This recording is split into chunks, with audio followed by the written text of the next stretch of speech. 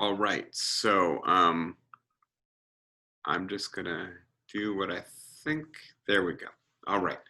So good morning, everyone, and good to be back with you again. And I'm hoping and assuming that everybody is doing well there.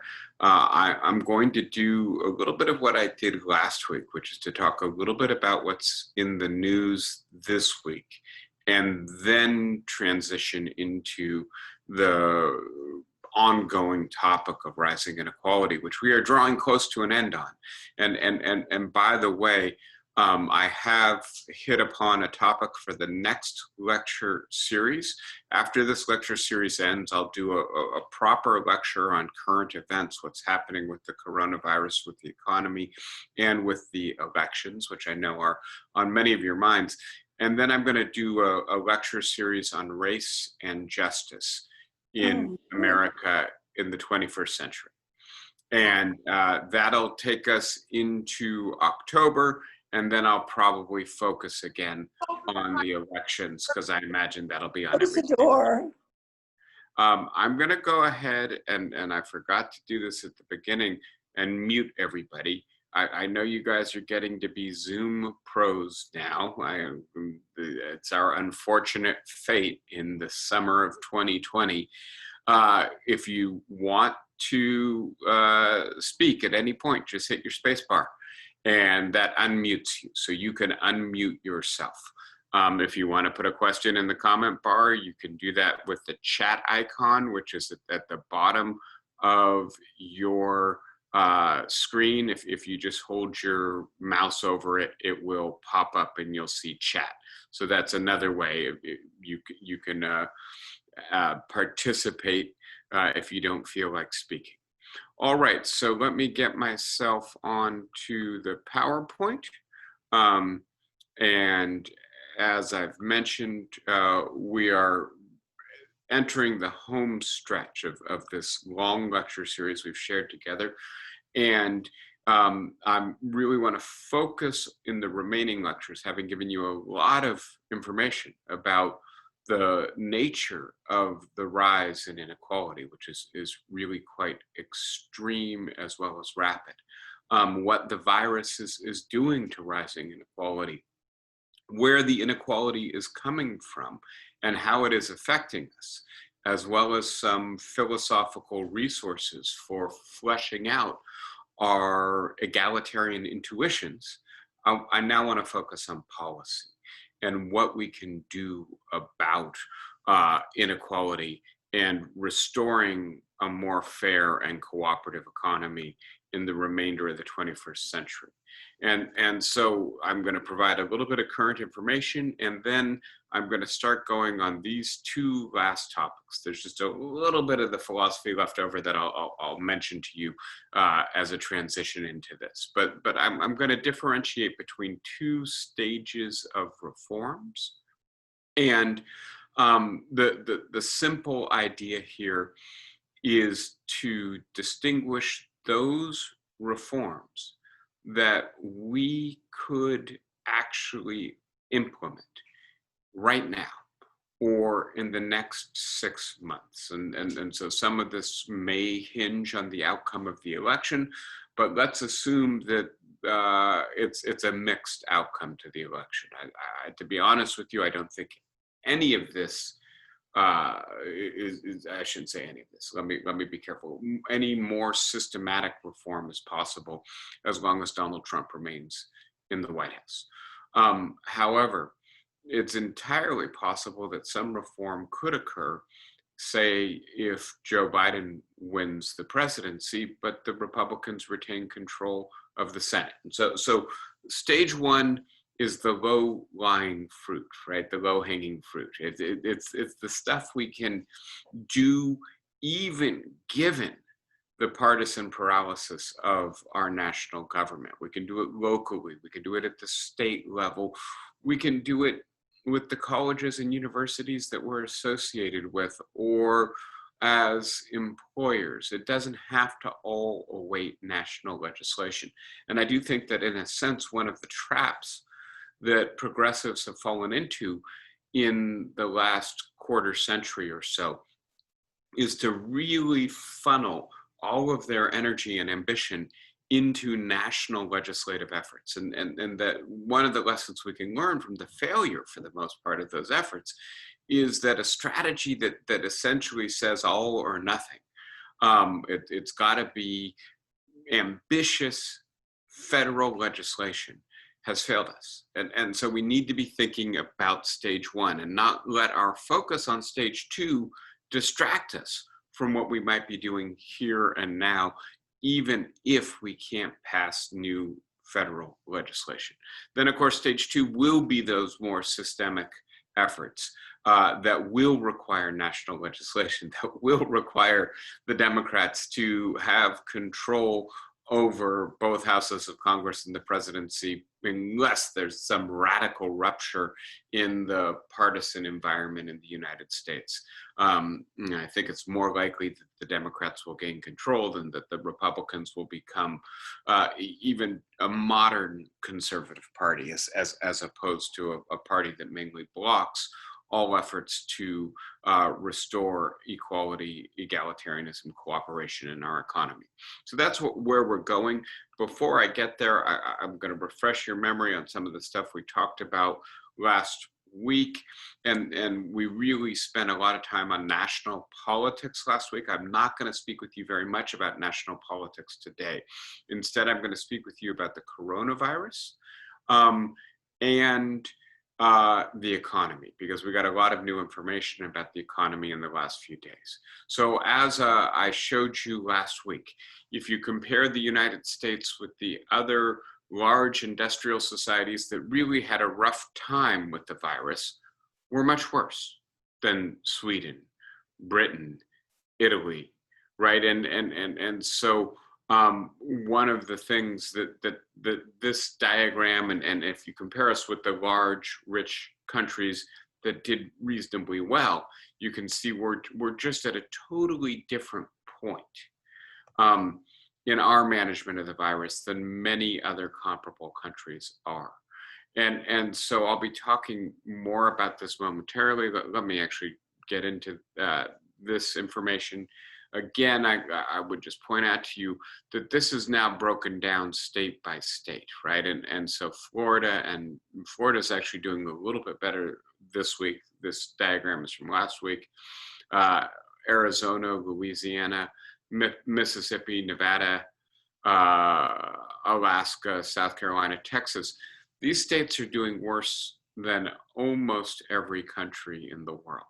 Worse not only than the rich democratic societies, but worse than Oman and Bahrain and Panama and South Africa. So we have a regional problem. This is really concentrated in the southeast of the United States. And so this is this week's data from yesterday, as a matter of fact. There is a little bit of good news in this data, which is that in a sense, it does appear that the spread of the virus nationally may have plateaued. This is, in a sense, an unfortunate dynamic. It's one I hope that we will have learned the lesson of, which is that when the pandemic really lays hold of a locality, well, the old saying is there's nothing like the fear of death to concentrate the mind. People do actually start to take precautions, right? And I'll talk more about this. Well, let me talk about it now. I don't know about you. I go out in the world a little bit more than I probably should or would like to. I by necessity find that I have to. For instance, our lease on a vehicle was up a couple days ago. I had to return it to the Ford dealership. I went into the dealership and everybody in the Ford dealership is wearing a mask, but all the employees are wearing the mask underneath their nose, right? Which essentially means it's a piece of decoration. It's not an effective means of preventing the spread, especially if they have the virus and they're working in a closed environment with recirculating air. If one of them has it, all of them will pretty soon have it, and it will pass on to the people who come in. And so one of the real difficulties the United States is having with enforcing the measures necessary to contain the virus is that we need compliance with norms. We need people to wear masks appropriately, to maintain social distance, to wash their hands in the right way frequently, to avoid large gatherings. I'm just repeating the mantra, right? You know all this, and presumably you're doing all of this. You're smart, responsible people. But what also is the case is that, generally speaking, people take their cues for what norms to follow from the behavior of people around them, right? And so if you're living in a municipality or a state or a region, or you're going frequently to a restaurant or another gathering spot where people are not conforming to those norms, it greatly increases the likelihood that you will not conform to those norms. Alternatively, if you're going to one of those areas where everybody is conforming to the norms, it greatly decreases the likelihood that you will not conform to those norms. In many respects, we may bemoan peer pressure in many environments, but one of the things that kind of moral psychology as a broad field reveals to us is that conforming to norms is really a social accomplishment. And the problem that we have in the United States is we have not been uniform enough in our conformity to the norms that contain the disease. And so if you compare the countries that have either managed to turn things around, Sweden, right, which initially didn't do social distancing and mask wearing, managed in June and July to change behavior on a broad scale. Canada and Germany was able to do that in late April and early May, right? And so when you get the vast majority of your population conforming to rather simple, not entirely pleasant, but not awful norms: wearing masks, washing hands, remaining distant, not attending large gatherings, especially indoors, you bring this under control. The problem the United States is having is that we do not have general widespread adherence to those norms. We are a big country. I right, don't really need to point out to you that the diagram here is very uneven, right? The map has some dark red areas, right?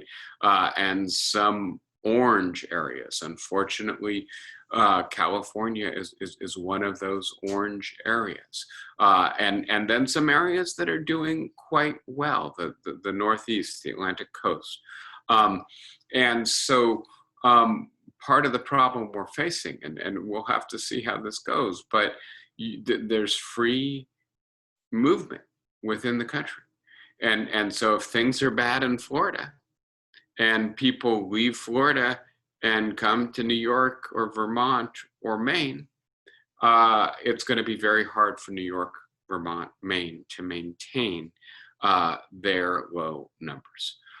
So that's the state of the virus right now. And let me just say one more thing about this, which is that it does appear, in a sense, given the fragmented nature of policy, given that we have not had coordinated national policy, but instead policy is primarily made at the state and local level, and that it is far from uniform, right? Highly variable. One of the things we're seeing is that in fact we're having different problems in different localities, which again is going to make a national response all the more difficult. Different rates of transmission, different modes of transmission, depending on where you are in the country.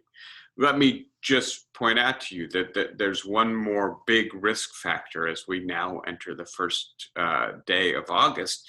This is the month where children start going back to school. This is a diagram the New York Times has prepared. As you can see, I'm only showing you school size of 500, right? And so if the school size is 1,000, the dark areas on the map, the bright red and orange areas indicate how likely it is that a school of 500 will have 10 or more coronavirus cases in the first week that students return to school, right? And so this has something to do with the prevalence of the virus in the community. It also has to do with the infrastructure of the schools.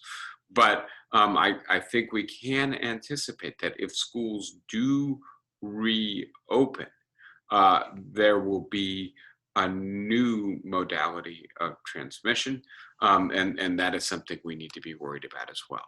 All right, so let's shift from the virus to the economic toll that the pandemic is taking.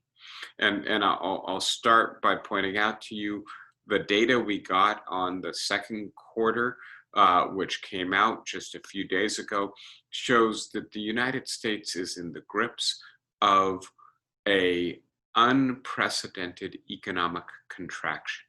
I'm not using the term recession because it's frankly unclear whether this is a recession or a depression. There are technical ways to differentiate those. What matters, I think, is not which label we attach to it, but that we appreciate the magnitude of the current economic downturn. And so what you can see is this diagram goes back to 1950, right? And essentially back to modern economic data gathering. So the reason it doesn't go back further to the Great Depression, which might be the most comparable event, is because we didn't really collect data which would allow us to fully estimate the decline in economic productivity during the Great Depression. But what you can see is that the worst recession for the last 70 plus years knocked economic productivity down by a little bit less than 3%. That the other really big recessions knocked economic productivity down by 2%. And that the current contraction has resulted in a loss of economic productivity of almost 10%. So it's 3, 4, 5 times larger than any economic downturn that we've experienced since the Great Depression. And another way of thinking about this, as opposed to how much productivity has declined in terms of a percentage of where it was, is to think about how much wealth has been lost, or how much capacity for the production of wealth has been lost. And what you can see here is that about $2 trillion of wealth production was lost in the second quarter of this year. And one way to think about that would be to take where we are now and draw a line. Of course, my cursor's not working now. Draw a line to where we were the last time that was the level of economic productivity. And what you will see is that's the end of 2015. And so one way to think about this is, in a few months, the effects of what we've done to cope with the pandemic have wiped out about 5 years worth of economic growth in terms of wealth production. Again, this is a huge. It's difficult to really convey the magnitude and the suddenness of this economic contraction, right? If you look at the last major recession, you will notice two things, right? It started in 2007, it went down, it went up, and then it went down severely with the collapse of Lehman Brothers, and then eventually the collapse of mortgages and the rippling effect that had on liquidity in the economy. But that was an extreme, severe global recession. And it doesn't compare in either depth, but even more importantly, speed to what's happened to the economy in the last few months. Generally speaking, recessions build momentum slowly.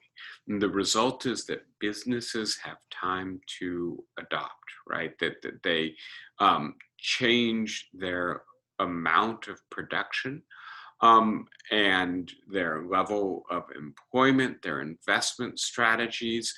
They put themselves in a position to hopefully survive the economic downturn, to wait until the economy picks back up. With an event of this magnitude and this suddenness, businesses have not had time to adapt.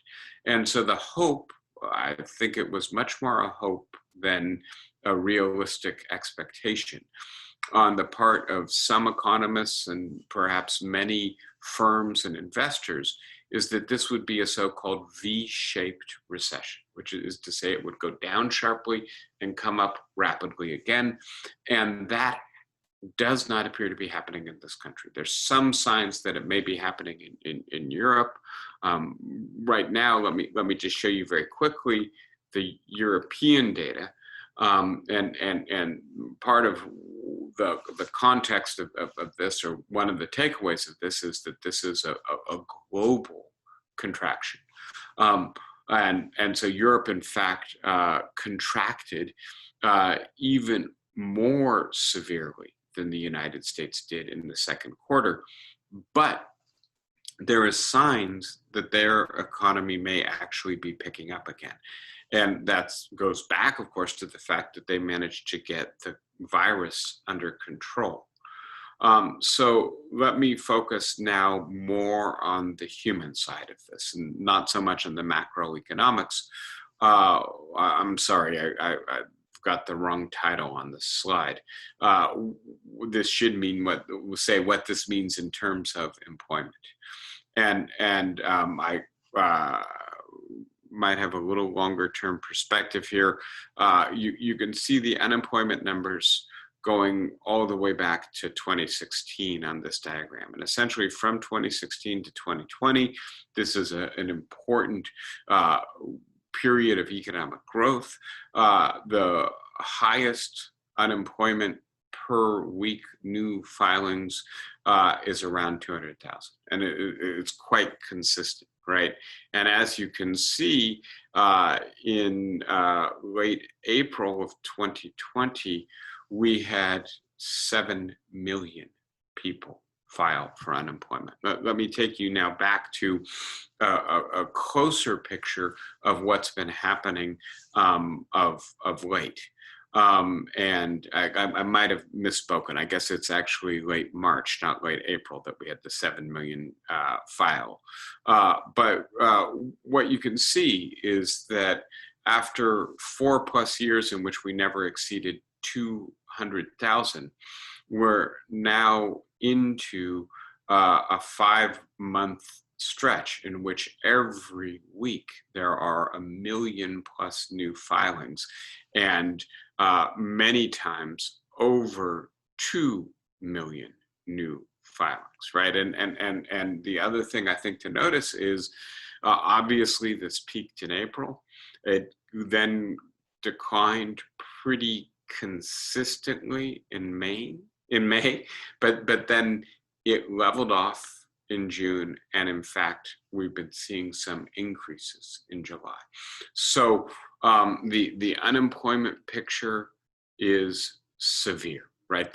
Again, these are depression level figures. We don't have the exact data, but there's not a period for the last 70 years where we've seen this kind of human wreckage as a result of an economic downturn. That's just to give you the scale. One final thing to then notice is what this does to consumer spending. And as you can see here, right, the decline in consumer spending in the first quarter of 2020, I'm sorry, this diagram's a little blurry, was around 3%, which if you look at the previous so-called Great Recession, we never really saw a quarter where it went below 1% decrease.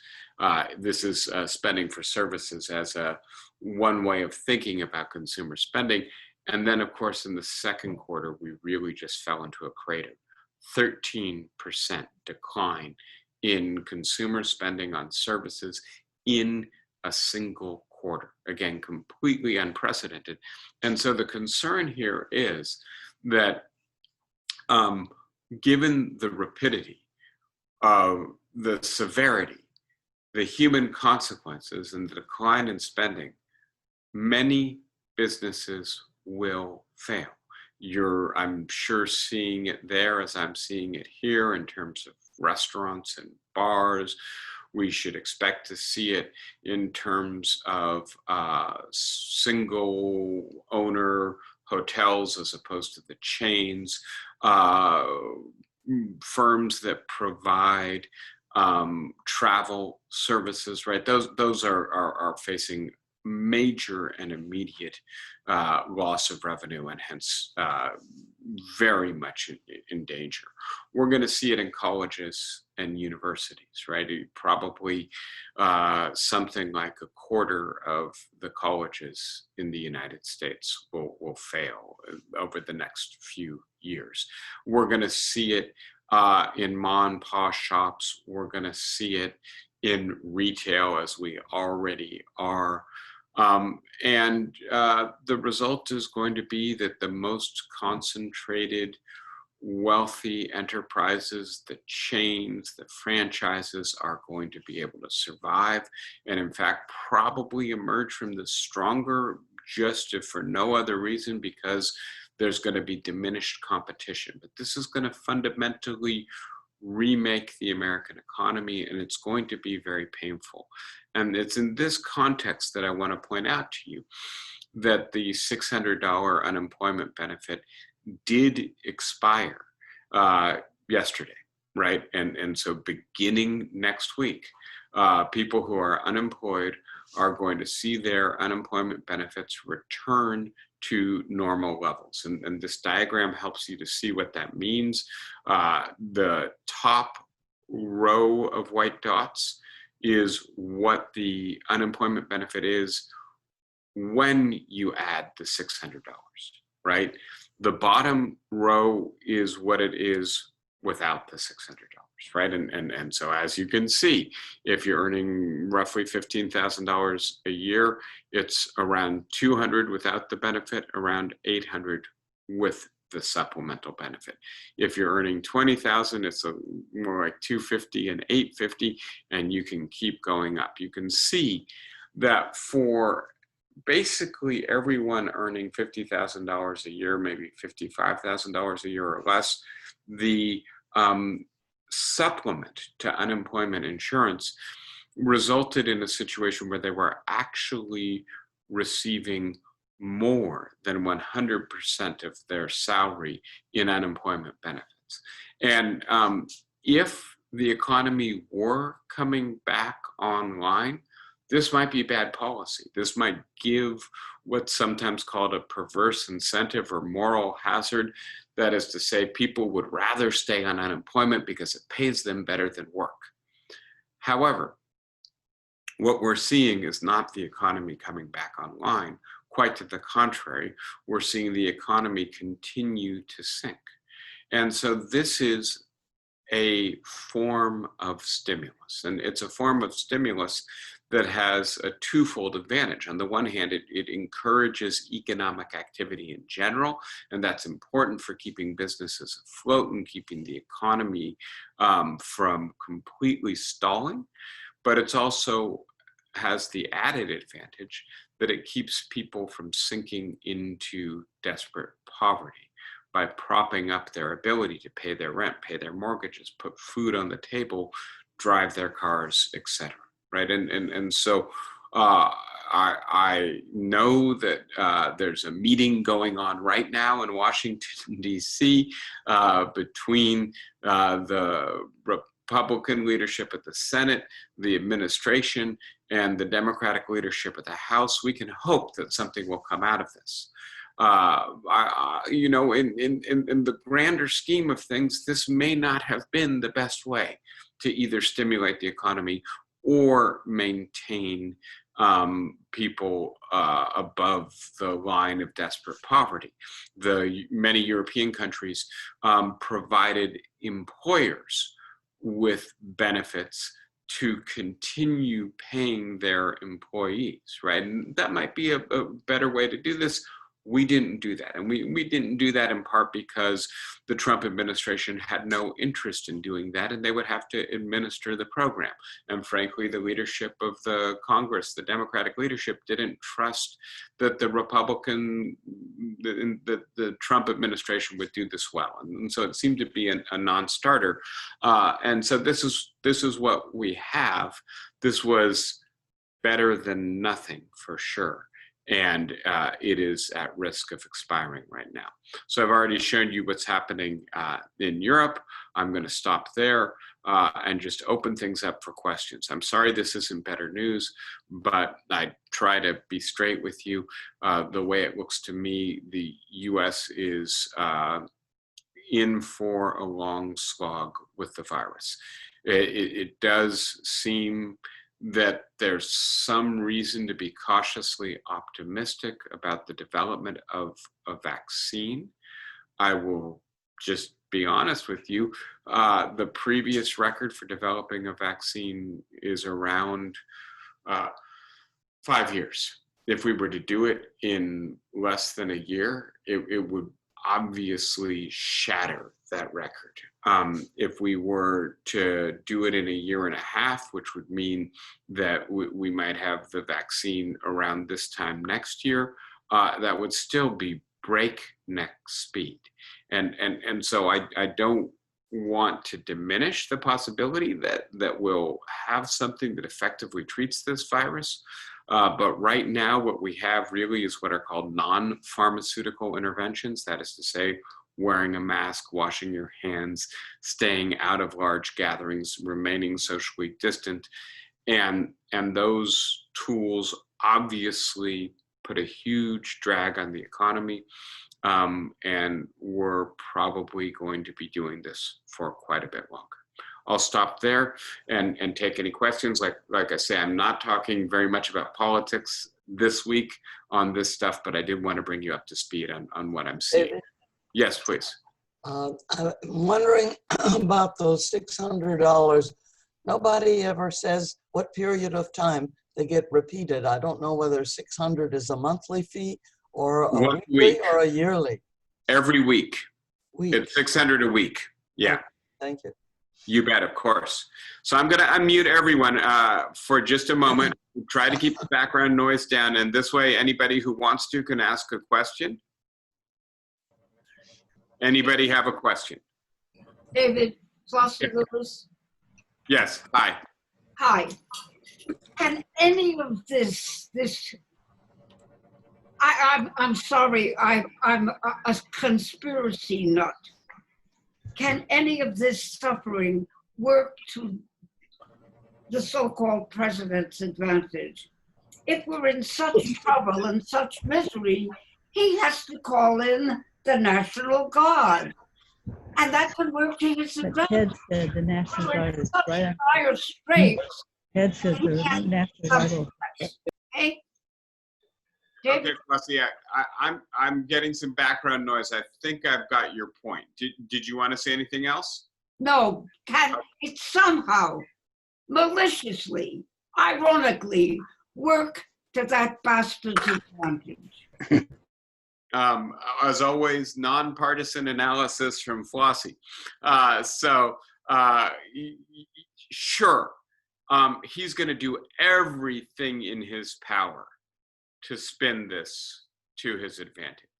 And I will tell you that I watch about 15 or 20 minutes of Fox News a night. I watch Hannity sometimes. I watch just the regular newscasts sometimes. And it's an alternative factual reality. And in that alternative factual reality, the president has done brilliantly in managing the virus. That the problem, for instance, is that masks are causing people to catch the virus. Believe it or not, that's what's being said right now on the most watched network in the country. Not only that, we've got tremendous levels of misinformation being transmitted about the virus and where it came from, is it natural, is it a quote pandemic, etc. And again, the president is doing his best to call attention to misinformation. I don't think it's going to work. And I think I've said this before, if it does work, I will have to seriously reconsider my defense of democracy. I'm a Democrat, small d.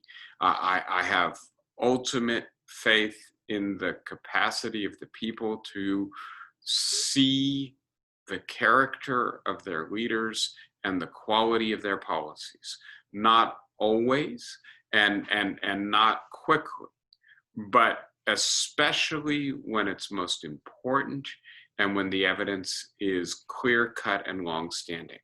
And I think, frankly, as far as Donald Trump is concerned, as far as many people are concerned, the people who are not locked into the Fox News bubble, he's naked. It's too late for him to sell us a bill of goods that says, actually, having this bad a problem, you need me to fix it, right? He's the one who got us into the trouble. And so, again, I could show you that diagram again. Look at how Germany has done. Look at how Canada has done. Look at how Sweden, Spain, and Italy have done, right? The evidence is right in front of us that it didn't have to be this bad, that effective national leadership can attack this and succeed. And by the way, I don't know if you remember, but back in, I think, early April, I showed you some diagrams about the demographics of red states and the fact that they have both higher levels of a higher average age, higher levels of older populations, as well as higher levels of underlying health conditions, right? And I predicted, not me, it was obvious, I think, to anybody who understood the way viruses spread in pandemics, that this virus would hit the red states every bit as hard as it hit the blue states, right? That's the nature of a pandemic. It doesn't discriminate in terms of geography or partisanship. Yes, population density does affect rates of transmission, but our states, our red states, have enough large cities in them that they were going to be unable to avoid this. And so part of what you have is people who voted for Trump in 2016 who are now very much in harm's way because of his mismanagement of it. And as I said earlier, there's nothing like the fear of death to concentrate the mind. Do people really want to risk 4 more years of this level of mismanagement. And so Flossie, to answer your question directly, of course, 40% of the population is going to go along with Trump. I imagine when all shakes out, 46% of the American electorate are going to vote for him, right? They are dyed-in-the-wool Republicans, just as, right, some of the people I'm speaking with today might be dyed-in-the-wool Democrats and would rather just stay home than vote for a Republican. But we're seeing more and more Republicans saying that they are going to vote against Trump. Some of the most effective advertisements being directed against Trump come from the Lincoln Project, right? They're being funded by Republicans against Trump. And so I do think that in the absence of a collapse from Joe Biden, of some gaffe or mistake of kind of epic proportions, I don't see the scenario in which Trump turns this to his favor. Anybody else with a question at this point? I've unmuted everyone again. All right. Go ahead. You were talking about low-hanging fruit, and I'd like to hear more about that. Let me get into the low-hanging fruit. And so that means I'm going to conclude this portion of the lecture and get back into the discussion of inequality. Give me just a moment to find my PowerPoint and share it with you. Here we go. So I'm going to refresh your memory, and I'm going to be very brief about this. We were talking about Tim Scanlon, Emeritus Professor of Philosophy at Harvard University, in his book, Why Does Inequality Matter? And we were talking about it 2 whole weeks ago in the context of trying to make sure that we've got our arguments marshaled in their strongest possible form to support our egalitarian intuitions. We can't just say to people who object to us, well, I really think that equality is important.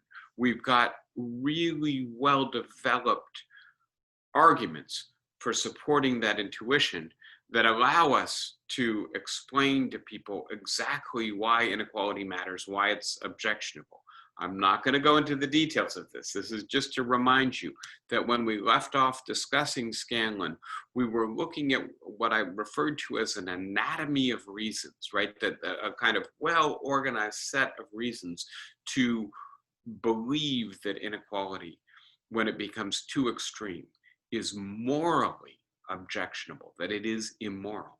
And one of those reasons has to do with status inequality, that when you get too much inequality in income and wealth, you tend also to then have it converted into an actual status system in which some people are viewed as having more prestige, more privilege, being more desirable, and you end up evaluating people not on the basis of the content of their character, the way they've developed their native attributes and their skills, the good that they do for the people around them, but on the basis of superficial markers of status, what neighborhood they live in, what car they drive, how they dress, what school they went to. And that in and of itself is objectionable, and that's what too much inequality does to us. But this diagram focuses on 2 further reasons for objecting to extensive inequality. One of them is that it will tend to make fair equality of opportunity impossible. The other is that it will tend to make political fairness in a democratic society impossible. To summarize ever so briefly, Scanlon's account suggests that whether we're talking about economic or political institutions, they have to be organized in such a way that they are beneficial to everyone in society, right? And not only that, but that the competition to occupy the positions that they create, and these are positions that tend to have greater income associated with them, that tend to allow people to accumulate greater wealth, that tend to have higher prestige and greater power associated with them. If we're going to create that kind of inequality, then it must be the case that the mechanisms that select people for those positions of greater power, wealth, income, and prestige select people who are qualified and best qualified to play the socially beneficial functions that lead us to adopt and value these institutions in the first place. So if we allow surgeons to make 10 times as much as average workers and CEOs to make 40 times as much, we need to be selecting people who are going to be the best surgeons and the best CEOs for those positions. Similarly, when it comes to political office, we need to be selecting the people who have the best command of policy issues, who have the strongest sense of public spirit, who are the most foresighted, who have the best judgment, right? And then finally, we need to be allowing everybody a fair chance to prepare to compete for whatever economic positions are available in our society, and everyone a fair and equal chance to influence the content of public opinion, right? And so that's two further reasons to object to too much inequality. Too much inequality leads to status differences, and that leads us to not see the humanity of other people, but to only pay attention to their status markers. It undermines fair equality of opportunity, so that our economic institutions function not to be to the good of all persons, but instead to be channels for the transmission of privilege and unjustified advantage. And frankly, the third argument is that too much inequality is simply incompatible with democracy and the fair value, the equal value of each citizen's vote and opinion that is the bedrock of democracy. That when the Koch brothers can concentrate the amount of wealth they concentrate, when Google can concentrate the amount of wealth it concentrates, we end up with a situation where they not only can lobby, but they can fund institutes at universities and colleges and student associations to change the ideology of our society, the culture, to influence public opinion, not only by buying advertisements or lobbying politicians, but by changing the way students are taught, the kinds of professors or thought leaders who get funding to be able to do their research, to be able to publish their results, to be able to influence public opinion. John Stuart Mill spoke about a marketplace of ideas in which every idea had an equal and fighting chance. If we get too much wealth, that doesn't occur, and that undermines the bedrock of democracy.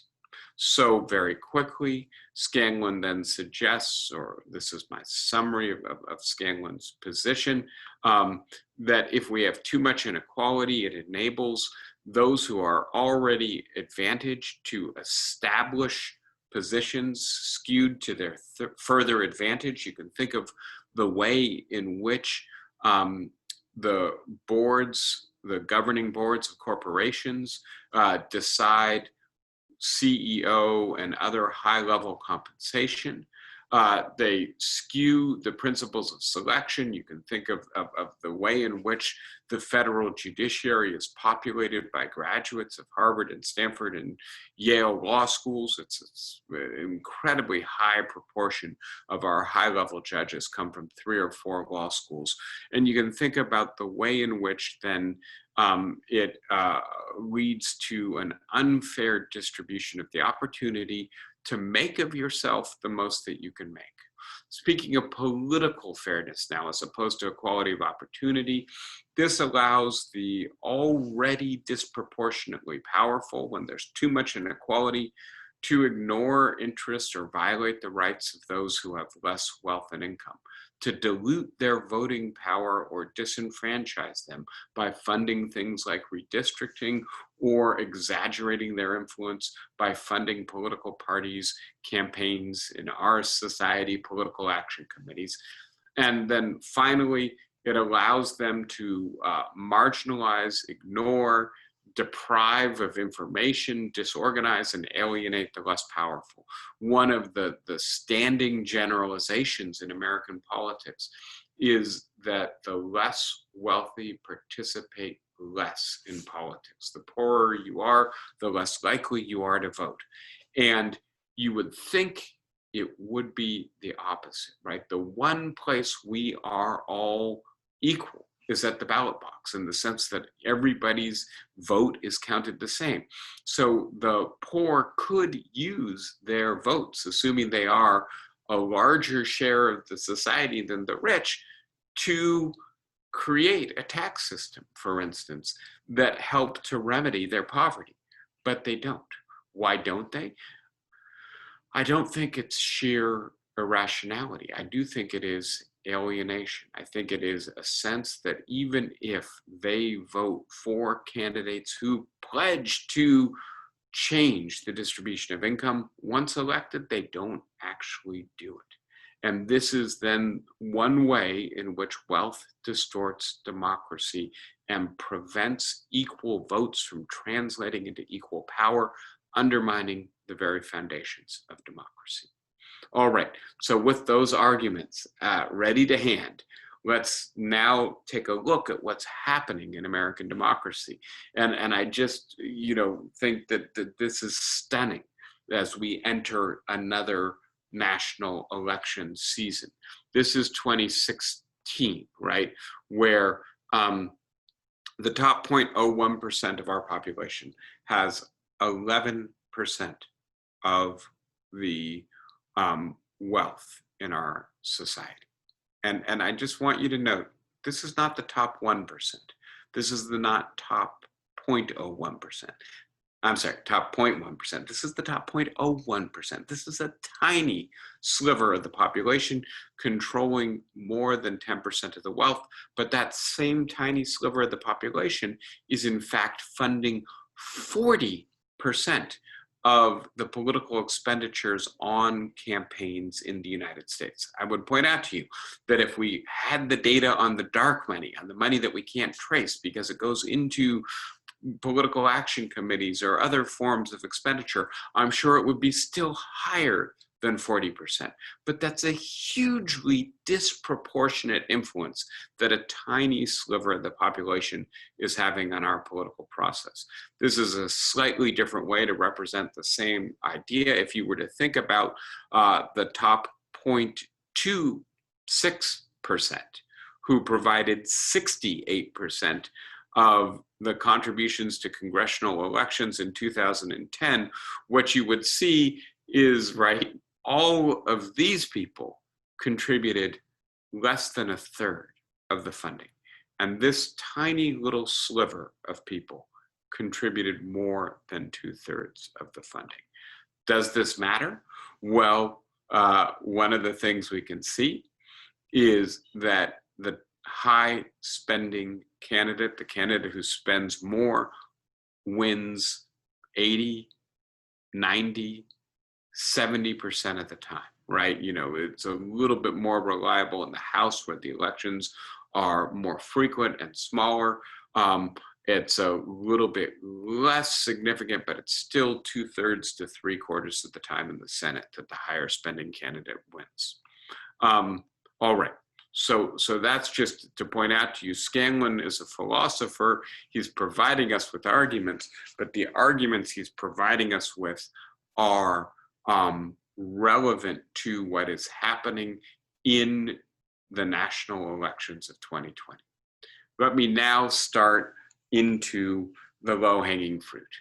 And so I'm going to suggest to you that what we need in light of all of the evidence we've encountered, in light of the what seemed to me to be decisive advantages of the arguments of egalitarians over those of people who are more laissez-faire, is to get back to being a more equal, more cooperative society, to having less gross disparities in income and especially wealth, as well as privilege and health and education and all the things that disproportionate share of wealth allow the hyper wealthy to purchase. In order to do that, as I've said, I think we need a comprehensive suite of policy reforms implemented in two broad stages. The first stage is the stuff we can do here and now. We could start doing it this coming week, at least some of it. And you will see, I'm going to go through this in more detail with you next week. I promise this will be where we start next week, but you will see that some of this stuff is actually quite ambitious national policy stuff. Systematic support for job creation. And I put in parentheses as an example, a Green New Deal. Now, a Green New Deal has zero chance of passing Congress between now and November. However, assuming the economic data I shared with you at the beginning of this lecture is accurate, assuming that what we're seeing as a trend continues, which is that more and more of the job loss is moving from the category of temporary or short-term job loss into the category of permanent job loss, there is going to be a clear-cut economic need for job creation programs from the federal government. That goes back to the $600 a week benefit, in a sense, not necessarily being the right way, although it was perhaps the only viable way to prop up the middle class and the working class in this pandemic-generated contraction.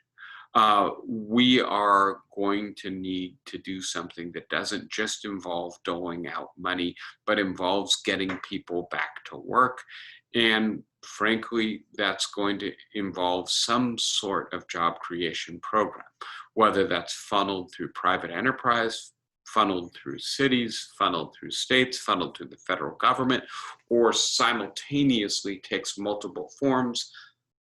That is going to be an economic necessity as we eventually emerge from this severe economic contraction. And so my basic idea here is this is going to be clear to Republicans as well as Democrats. This is going to be clear in the South as well as in the West, that this needs to be done for the sake of restarting the American economy, resuming the path towards economic growth and economic stability. We're going to see tremendous precariousness and suffering until that happens. And so I do think that there will be ultimately irresistible demand for job creation programs when those programs are passed. We need to be paying attention to inequality. We need to be thinking through not just how to get boots on the ground, not just how to start weaning our economy from carbon-based power, because if we don't, the coronavirus will look certainly less significant relative to the damage that global warming is going to do. But we also need to be thinking about how we create good jobs, jobs that allow a living wage, that train people in skills that allow them to be competitive in the increasingly technological, rapidly changing economy of the 21st century. And so a good job creation program doesn't just get people to work, it gets people trained to have secure employment for the next 20 years. And in a sense, obviously the New Deal is the model for this, but we need a New Deal that reflects the realities of the 21st century. And it may seem ironic that I'm putting this in the low-hanging fruit category, stage 1 as opposed to stage 2. You'll see later stage 2 has ambitious tax reform, et cetera, in it, things like universal basic income. But stage 1, I think it's actually going to be the case that there's going to be an irresistible demand soon for job creation programs. And so this is actually something that will be viable on a national level, I believe, in the first few months of 2021. I am going to stop there. I do want to leave a couple minutes for questions, and we are already at 11:30. So let me stop with the slideshow, and I'm going to unmute everyone, try to keep the background noise down, and please let me know what your questions are. Who wants to start? Hello.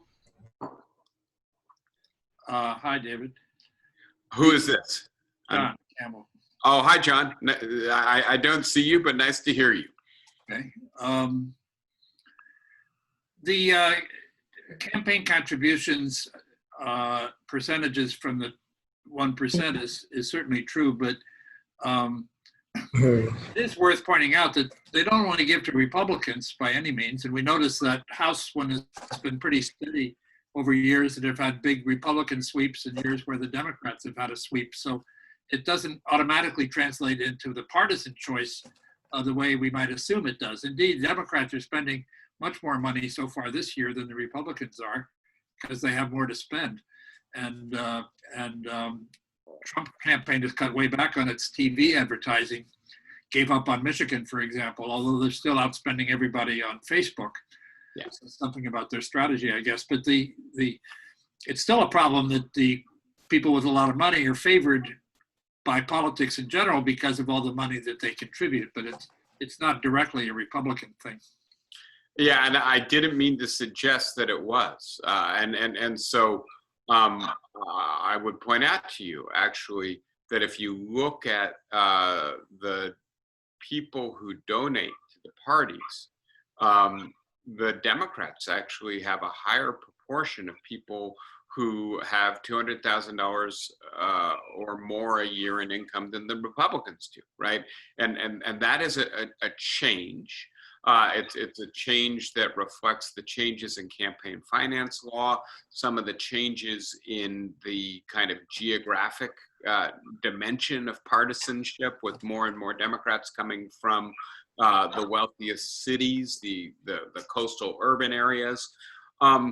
And it also reflects the policies that the Democratic Party pursues, right? That in fact, the Democratic Party is less clearly a quote working man's or working person's party than it was during the period from FDR to LBJ, right? And so you're absolutely right that this is not per se a partisan issue. This is an issue that has made the Democratic Party as complicit with the forms of global trade agreement that have undermined labor in the United States as the Republican Party is, right? And so, I mean, to be clear, I pin my hopes on the Democratic Party changing its tune. I would like nothing better than to see the Republican Party also change its tune and become a less exclusively white party than it is right now. And for the dynamics of partisan competition to change in the United States. But I did not mean to suggest that the Republicans were running away with electoral success because they have a decided advantage. Google, by the way, I think if you polled their workers, my guess is they're 80, 90% Democrat. But Google at the corporate level, as you may have seen, is funding George Mason University and setting up a large tech research and policy think tank in order to argue against regulation of the tech industry. In a sense, that's no longer especially a partisan issue per se. By the way, I would just point out, part of what's happened, as I've mentioned, is that poor people are not voting. And part of the reason they're not voting is because they recognize that the Democrats are not on their side really any more, or much more so, than the Republicans are. And so again, there are two ways to go at this. Both of them should be tried. One of them is campaign finance reform, and unfortunately, the prospects for that do depend in part, at least, on a change in the Supreme Court. That will take a while. But the other way to go about it is to have less inequality in the distribution of wealth and income in our society, so that the hyper wealthy are less able to convert their wealth into political influence. You want to come back on that at all, John? That's fine. Thank you. Okay. Thanks for the question. Anybody else? I have another question. Yeah, Mary, go ahead. Yeah, two questions actually. One of them is, where are all these lovely jobs and all the training that's required for them going to be coming from? That's my first question. And my second question is, Trump is saying that he's planning to postpone the election. And I'm wondering what in the world we do to prevent that from happening. Yeah, so let me go to the second question first. And to be clear, Trump does not have the power to postpone the election. And he's been firmly rebuked by the leaders in the Senate and the House from his own party. It would require federal legislation to do this. And frankly, I think the courts would also be involved, and I don't think it's very likely. As we saw, and we're maybe not very happy with, the courts didn't let states change election dates or policies in the midst of the worst of the coronavirus surge during the primaries in April and May. So I don't think that's really what Trump is up to. What Trump is really up to is trying to delegitimize the election, to suggest in advance that because he's not going to win, the outcome is fraudulent. And you may have seen the Postal Service policy is being changed by executive order to prevent post people from getting overtime on their pay. And the result is that mail delivery is going to get slower and slower, precisely during a period when more and more people are going to be voting by mail, right? And so there are things he can do to both undermine the perceived legitimacy of the election and gum up the works in the election. And it does appear that he's starting to pivot to do that. To be honest, I don't know if his intention is to try to stay on in the White House even after he's lost the election. I think if that's his intention, as I may have said to you before, I can't remember who I've said this, but I think there are a lot of people with guns on their hips and cuffs on their belts who would be all too happy to escort Donald Trump out of the White House in handcuffs at gunpoint, right? So I don't think we've really got to worry too much about that. But I do think that what we do really have to worry about is whether this is just an effort on Donald Trump's part to prop up his fragile sense of ego and self-worth by saying, I didn't really lose, it just got stolen from me, or whether this is an effort to really convince 30, 40, perhaps, you know, a little bit more of the electorate that the election was stolen from them. So if that takes hold, that's terribly damaging to a democracy. It undermines faith and confidence in the core, minimal, realist function of democracy, which is to allow for a peaceful transition in power between parties, right? And so there's real stuff to be worrying about. It's not that Donald Trump is going to succeed in postponing the elections, or that Donald Trump is going to keep the reins of power after he loses. It's that his narcissism, his total love of self and lack of concern for the institutions of democracy may do lasting damage because of these kinds of ploys. Back to your first question, and I'm sorry that I thought the answer to the second one would be simple. Where do these jobs come from? And there I'm gonna not give you a great answer. They come from the details of legislation. They come from collaboration between people in Washington and people at the states and people at the local levels. We've got to decide what our priorities are. I think we should probably jettison the label, the Green New Deal, because it's become a cultural flashpoint, a wedge term, and instead just say we need to create jobs, and some of those jobs should be in revamping our energy infrastructure, right? You know, and it's clear we need this. We need new bridges. We need new roads. We need new housing. We need green roofs, right? Call them what you will. Roof gardens, right? You know, make it as palatable as possible. We need lots more solar, etc.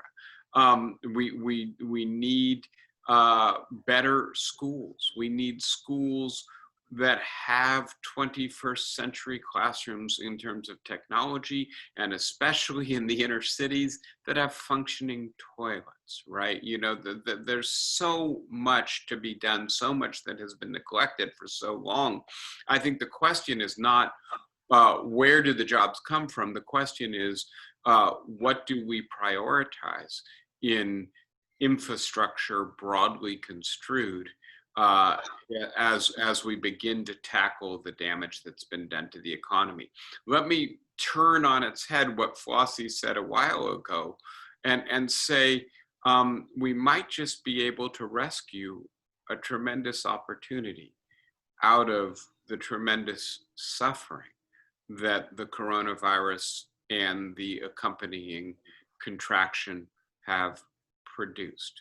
We might just be able to pivot from it to a more just economy, to doing some of the work that we as a country have neglected for the last 70 odd years.